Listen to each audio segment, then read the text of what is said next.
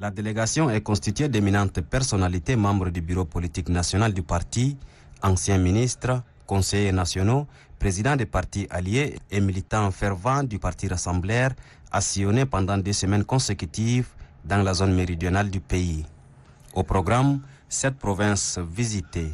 en passant par le Moyen-Kébi Est, la Tandjilé, le Logone oriental, le Mandoul, le Moyen-Chari, le Logone occidental et le Moyen-Kébi Ouest. Ordre du jour, vulgariser les résolutions et recommandations du dialogue national inclusif et souverain aux militants provinciaux du MPS et ses alliés.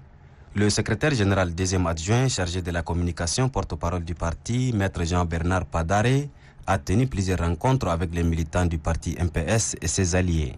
Rencontres au cours desquelles le secrétaire général deuxième adjoint, Maître Jean-Bernard Padare, a orienté les militants et sympathisants pour une mobilisation totale lors des prochaines échéances électorales.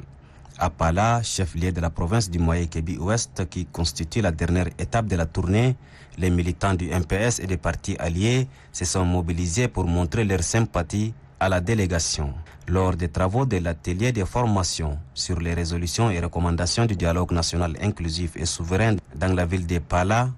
le secrétaire général provincial du parti, Keda Bala, et le chef de mission des précurseurs du MPS, Faïchou Etienne, invitent les militants à suivre les débats dans une ambiance de convivialité et d'interactivité.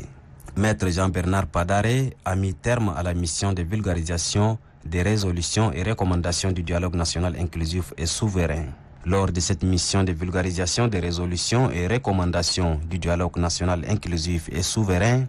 les experts en la matière ont exposé sur les thématiques paix, cohésion sociale et réconciliation nationale, la réforme économique, la place de la femme et de la jeunesse dans le processus de la refondation du Tchad et l'amélioration des conditions de vie de la population.